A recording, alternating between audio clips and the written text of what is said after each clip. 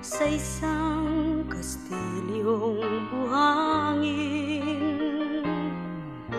Sakdal, rupok at huwag di masaling, bubuhos sa ihip ng hangin.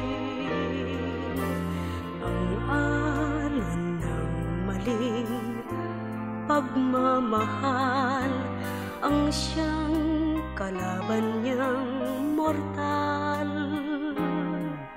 Kapag dalampasig ay nahagan, ang kastilyo ay nabubuwal.